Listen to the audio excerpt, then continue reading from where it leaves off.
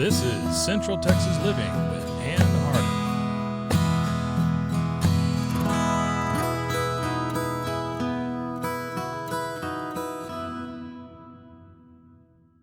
Well, it is a joy to welcome Rebecca Nall to the podcast today. She is the Assistant Director of Communications for the Mayburn Museum Complex at Baylor University. Rebecca, good to see you. It's good to see you. I tell you what, you were on Central Texas Living, the TV show, many times. Yes, it was always a pleasure. It was always so much fun. I mean, you brought puppets, and we talked Titanic, and so many amazing exhibits at the Mayburn, and it was always so good to let people know that this wonderful museum is there. Yes, we think we're a wonderful community resource. It feels kind of bragging to say. Well, it's not. No, not if it's true. But we have, there's always so much going on at the museum, so there's always plenty to talk about. Yeah, so you've had big, major things, like I think Titanic. What do you have coming up this summer that we need to know about? Well, I think this summer we're having a big exhibit, but maybe in a different way. We're going to host Paw Patrol Adventure Play. That's based on a Nickelodeon television series that's pretty popular with the preschool crowd.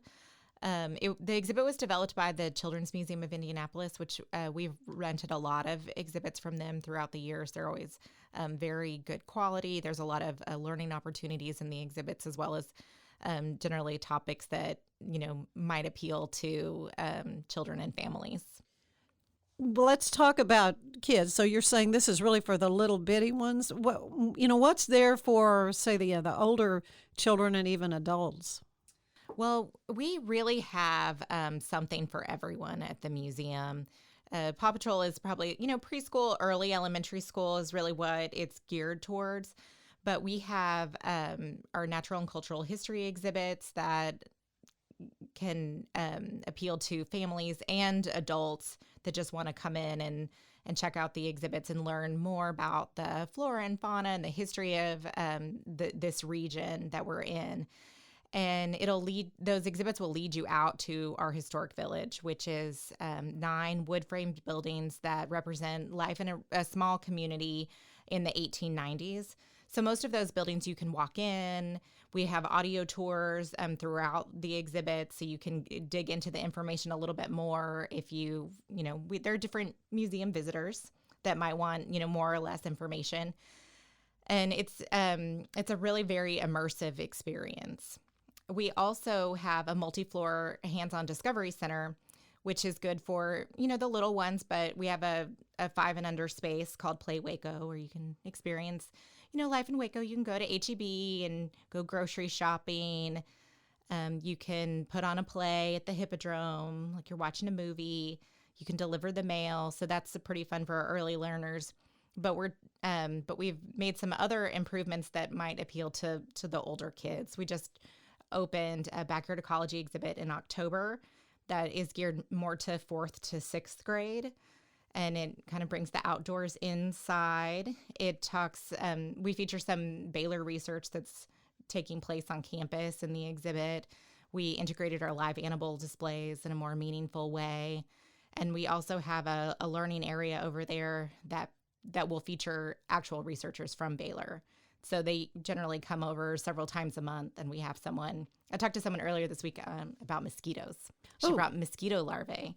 Ooh. And but it was very interesting. She talked about the difference between... Get the raid, quick. She talked about the difference between male and female mosquitoes. And female mosquitoes are actually the ones that bite you. Yeah. And they're larger. And so we were having a conversation, and there was about a 4th grade boy who came over and was interested, and he was paying attention and looked at the mosquito larvae, and she gave us a quiz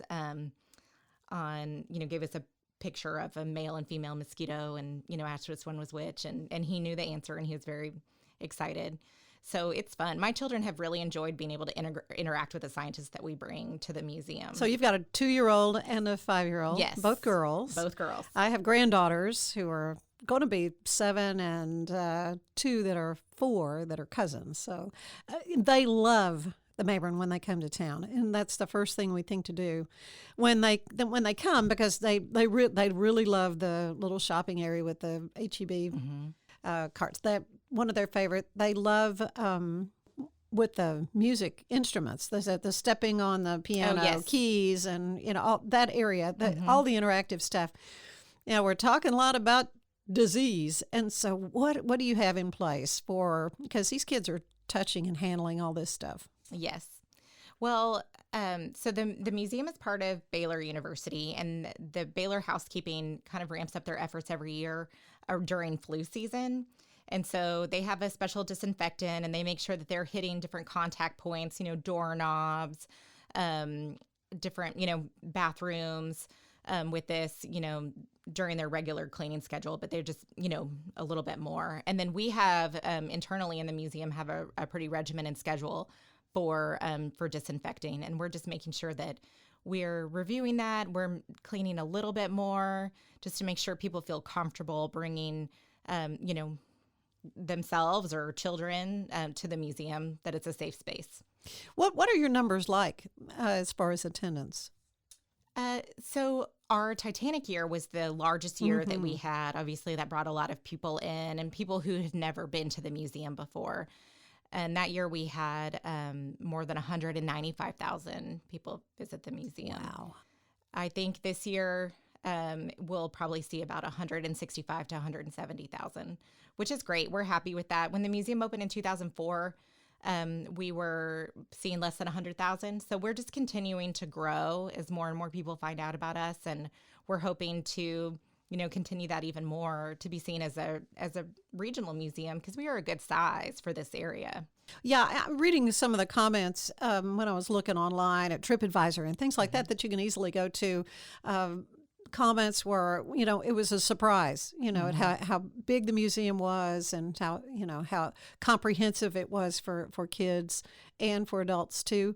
Of course, I remember back in the days where Strecker Museum is what we had at Baylor. You probably you don't remember any of that, but that was the gist of the museum for Baylor University. And now to have the Mayburn, and when it was being built, I remember walking through that second floor and thinking, bring on the grandkids. This is going to be so great. And now here we are, and my granddaughters do love the Mayburn. But let's talk a little bit about you. Okay. Yeah, I was reading an article that the Wacoan did. The wonderful Gretchen Eichenberg had done an interview with you, and it was some years ago.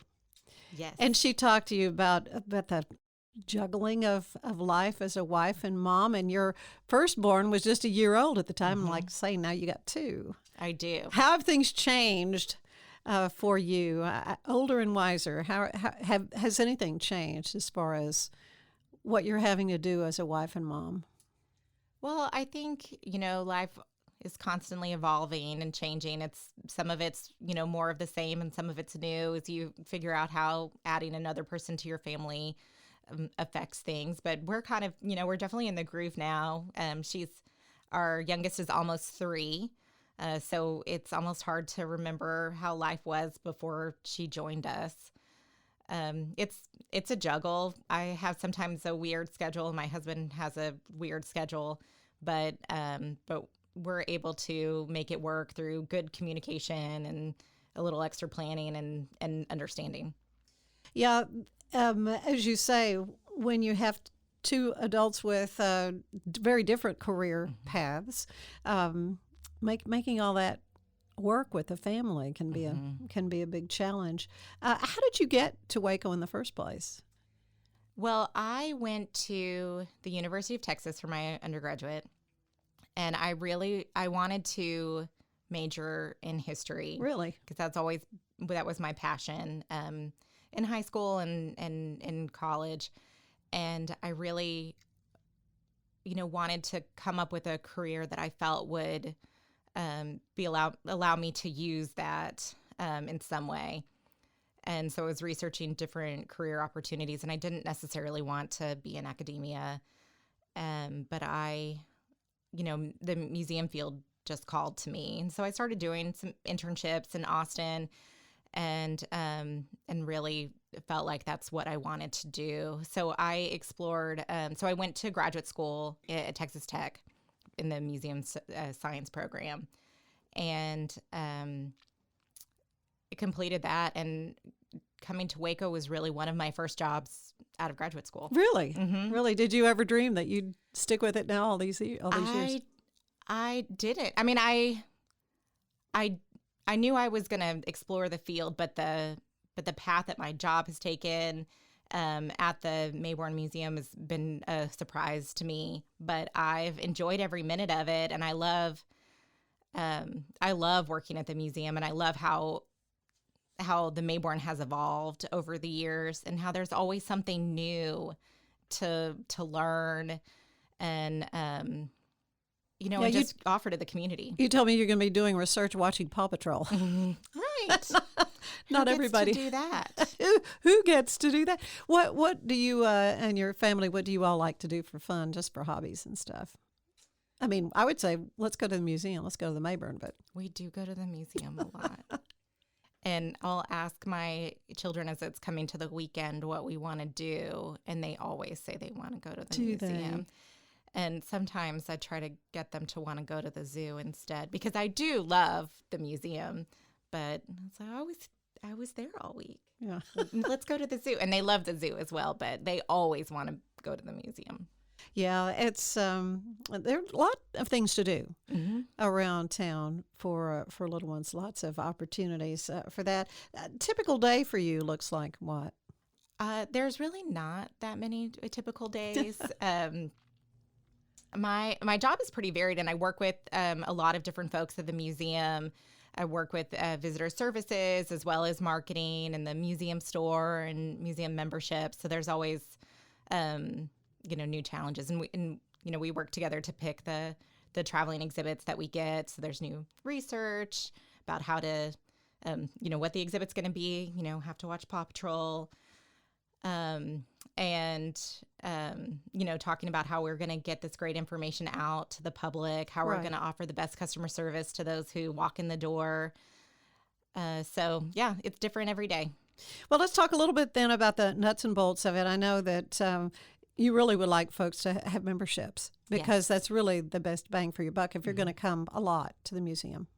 Yes, it is. We have a good membership program.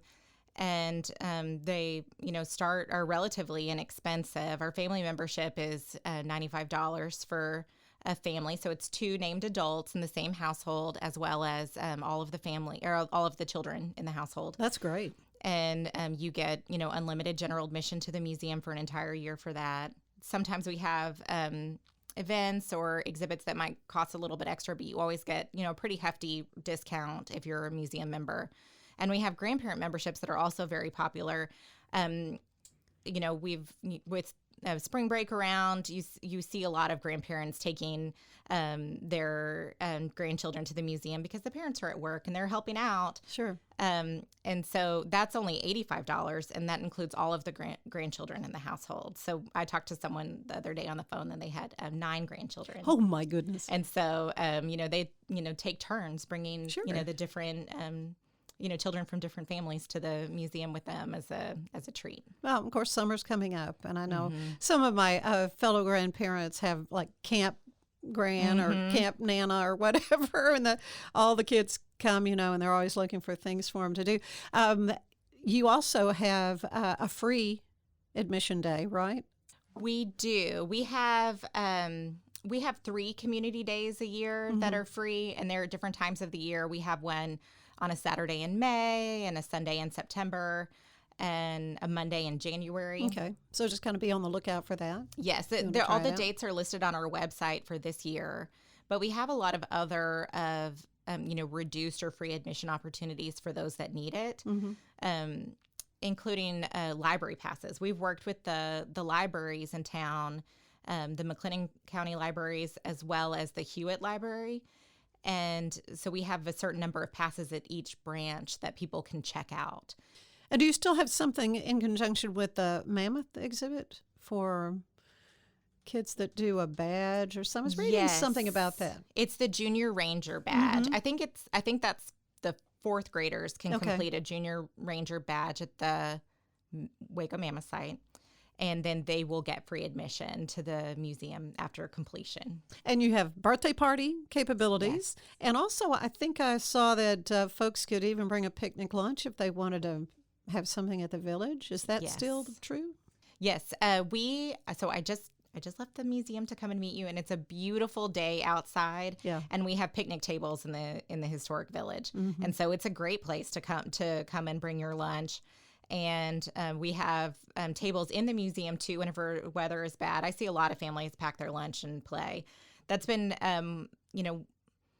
we love for families to bring lunch, but we'd also love to be able to provide a food option to families who come. We recently opened a Common Grounds coffee shop in the museum store, and they are shortly going to start providing, having sandwiches for sale. So we are very excited about that. So if families, got here and realized, because they felt it was a surprise that there was so much to do and they didn't quite want to leave, but they needed to feed their kids, we'll have an option for them. So we're just thrilled about that and our partnership with Common Grounds. Oh, man, so much happening there. Just have a tiny bit of time left, and I wanted to, so folks know, this is the very first interview on the podcast, and so I'm going to try something out, and we'll see how this goes. And you know the wonderful interviewer James Lipton just passed away not too long ago, had Inside the Actor Studio, and I loved his show, and I love that he always ended it with an interview, a series of questions.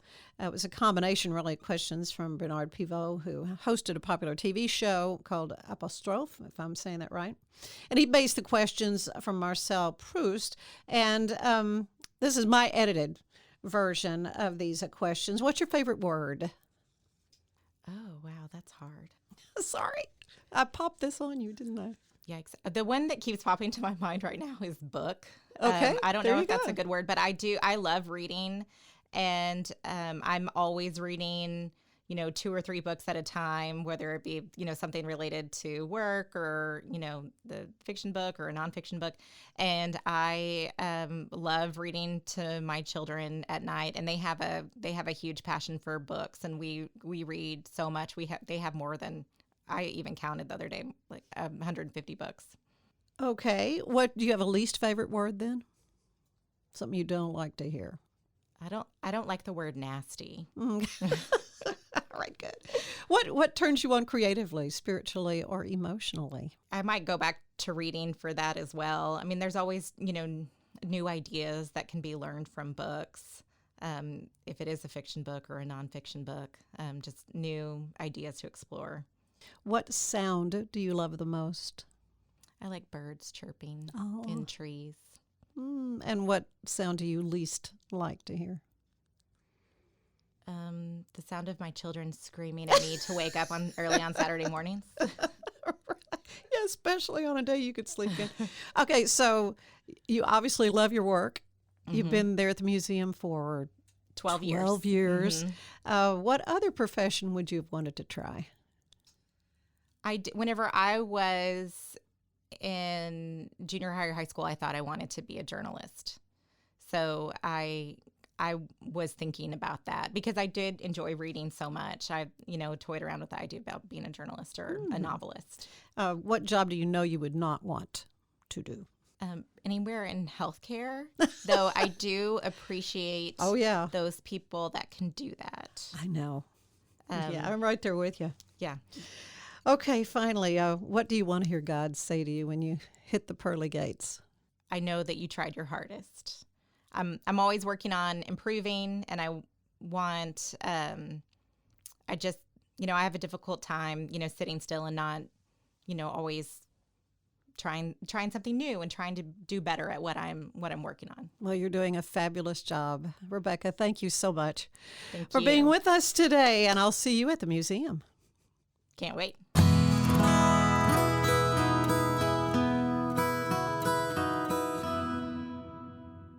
It is a delight to welcome Laura and Tim Luce to the CTL podcast today.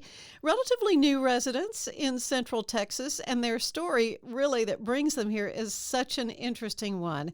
Tim is a doctor doing his medical residency in family medicine, and Laura is with KXXV in their traffic department. And I had a chance meeting with you, and you shared with me your story. And I love stories of people who have sort of reinvented their lives. And that's what happened, right, Dr. Tim? That is exactly true. So you decided at not a young age to become a doctor.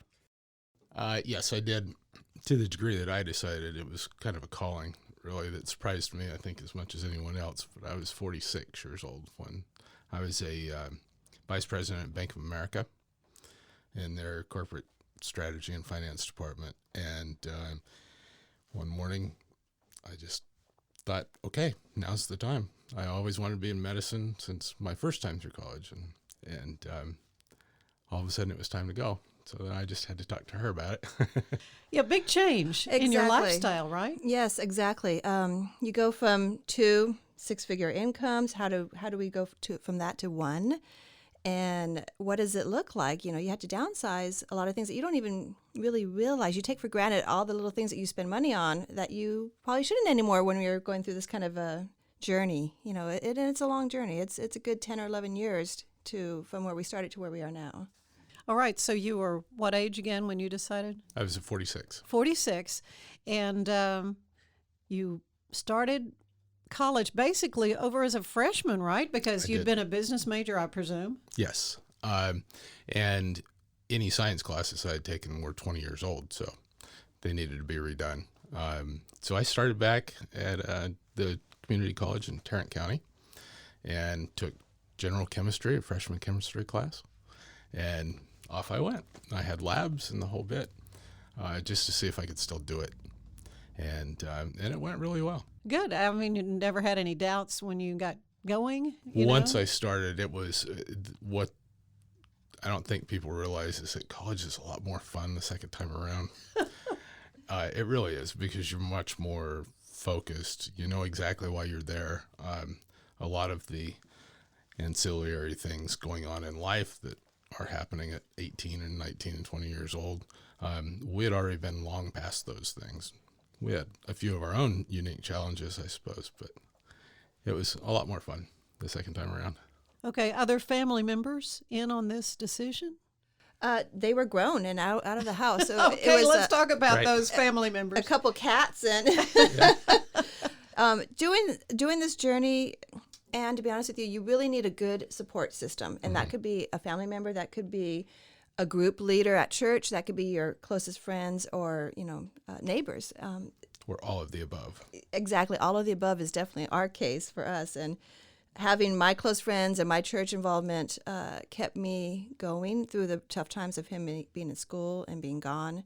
One little thing he's not mentioning is after he actually got into medicine in medical school at A&M, he had to live away from me for 2 years. Oh, no, I did not know that. Yeah, so we were Wow. we were Keller residents, and his school was down in Temple. Well, sure. And so the commute was a little too much on a daily basis, as you can imagine. So he lived away for the first 2 years of medical school, and I stayed back in Keller where our home was, and You were working. our work, still. and yes, our church. And We owned our home in Keller, so we maintained that, and I rented a little 100-plus-year-old farmhouse out in the middle of 65 acres and just outside of Temple, and commuted home on most weekends, and drove through Waco.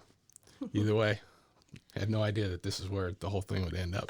Really, really. So, all right. So you start out a freshman, you take biology and all that stuff you've got to take.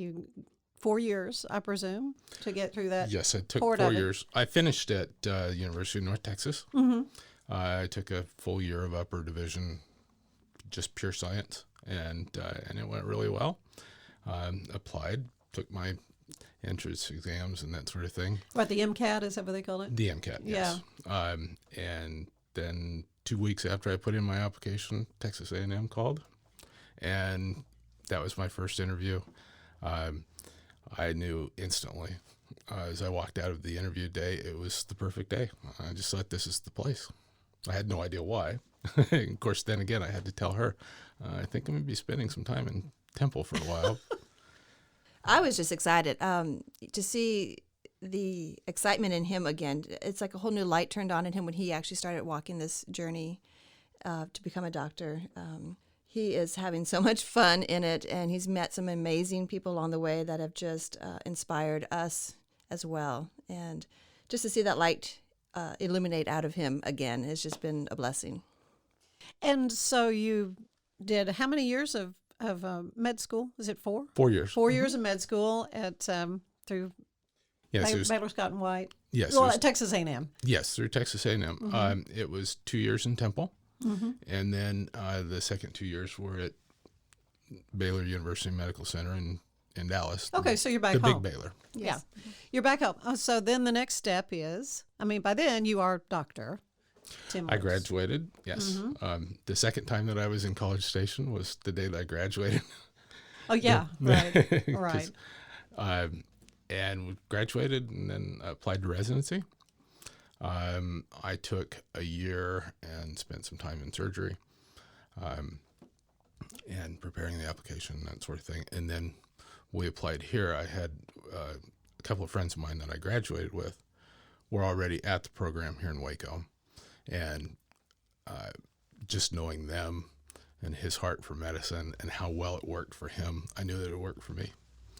So we applied and interviewed at, I don't know, 7 or 8 places, I think. Oh, did you? Yes. We did. All And, over the country or pretty much? close primarily this- in Texas. In this region, yeah. I have a thing that I think that if you've gone to a public medical school in Texas, I think that you owe it to the people of Texas to Very good. practice there. Yeah. And we also interviewed at Cheyenne, Wyoming. But everything just worked. I think that God had all this planned out, and so our job was just to get on the right roads. And Well, it seems like all the pieces are in place for you. And when we chatted a little bit, Laura, you told me that you've had a heart for missions too. And so does that figure into your wanting to be a doctor? absolutely, I enjoy medicine so much that it's kind of a matter of it's what I would want to do on vacation. Some people like to go to Disneyland. I like to go to the operating room. Oh, wow. or Okay. just in clinic. And so it's just something I like to do for fun. And it's pure medicine. There's no insurance companies or anything involved. It's very pure. And so That's interesting. I'd never heard it referred to that way. sure. Yeah. It's just see the patient and it's all about the patient. Right. So, but we've been to the same place. I've been to Guatemala twice. We've never been there together.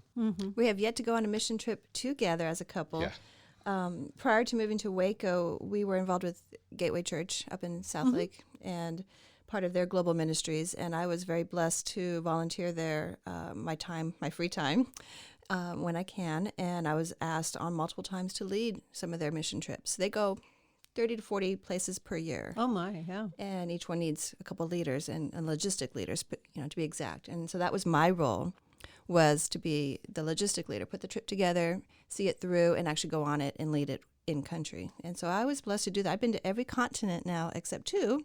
Australia or Antarctica are the 2 I have not visited. But my heart is being out in the world and just helping people at their greatest needs, wherever that be, whatever that need is, wherever that location is just go and meet them where they're at. And I think that's kind of been our story. Is Tim's the same way as a doctor. He likes to see his patients right where their need is at. Sure. And so it kind of balances out. So how long will you be in the program in Waco? It's a 3-year program. So we are And you just started, really. in July. Right. Relatively, not quite a year. Yeah, their year is July to July. So we're probably, 3/4 of the way through the first year now? Well, you have a very rigorous schedule. You were showing me, Laura, because you get a schedule. Yes, I do. And you said you can go 2 weeks and not see him. Yes, I guess it beats the 2 years he was exactly. It does. I mean, in it's another nice to city, know. but It's nice to know he comes home and He does come home. He can still sleep in his bed and change his clothes and shower. But yeah, but this is this is kind of the really arduous part, from what I understand. As you really get put through your paces as a doctor. You do. I've been in the military. I've been in corporate America, and this is absolutely the toughest job that I've had so far. But it's also absolutely the most rewarding. It's a lot of highs and lows, and I always say that medicine teaches you. It can make you feel like the smartest guy in the room, and it can make you feel like the dumbest guy in the room, and it will do both regularly each day. So, Yeah. But you put out a lot, but you get a lot out of it. So Yeah. Do you have any advice for somebody who's maybe kind of like you in their mid-40s thinking, I'd really like to be a doctor? You'd recommend it? I certainly would. Yeah. But I would say follow your calling. If that's what you've been tapped on the shoulder your whole life to do, then it'll happen. The first thing, though, is you have to have amazing support. And so obviously that's where I've been blessed first and foremost, is that support, because without that, we wouldn't be sitting here having this conversation. Well, yeah, I just, from having met you briefly in this conversation, though, I can tell your bedside manner will be amazing for a patient, no matter, what situation they find themselves in. It's been a delight to get to visit with you, but I want to end our interview this as a curveball I'm going to throw at you. Okay. And it's my version of the late James Lipton's questions he used to use on Inside the Actors Studio. Have you seen that? Yes. Yeah, you We're know. familiar. I just love that part of that show. It was a compilation of questions from Bernard Pivot and Marcel Proust. And this is my version. So what's your favorite word? Yes. All right. Oh my goodness. I don't know if I have a favorite, but yes comes close, and love. What about least favorite word? We can't.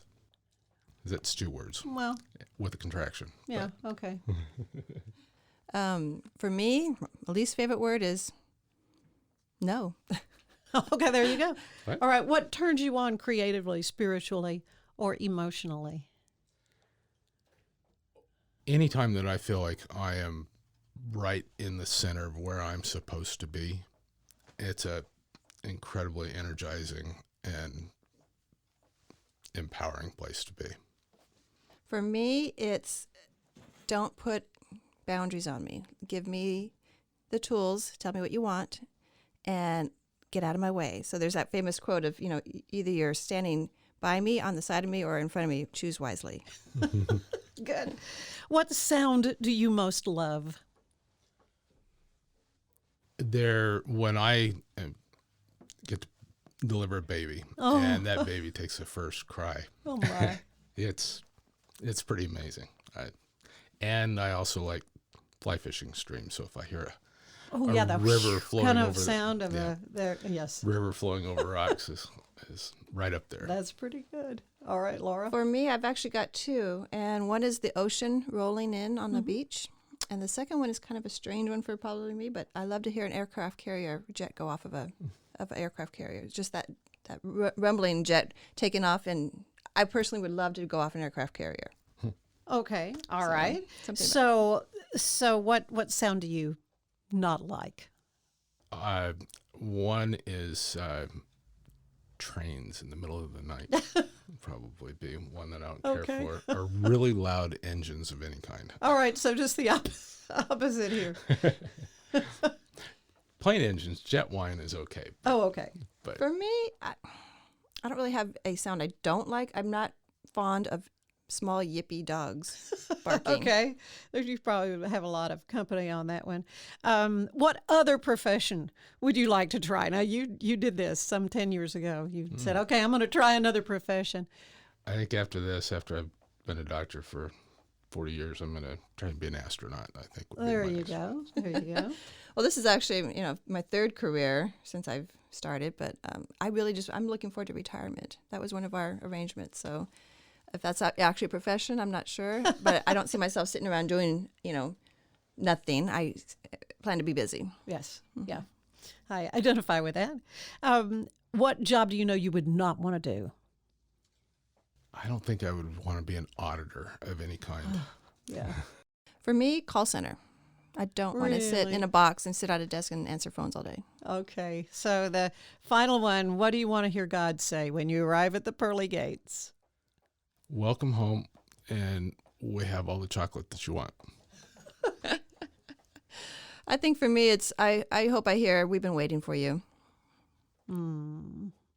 Well, you have been a delight. Thank you so much. I know you're supposed to be studying for a test. I mean, your time is very, very valuable, Dr. Luce, but I appreciate so much you sharing your story with us today. And Laura, you're such a wonderful support for him, and what a beautiful couple you are. Thank you both. Thank Well, you. Thank you for having us. Thank you very much.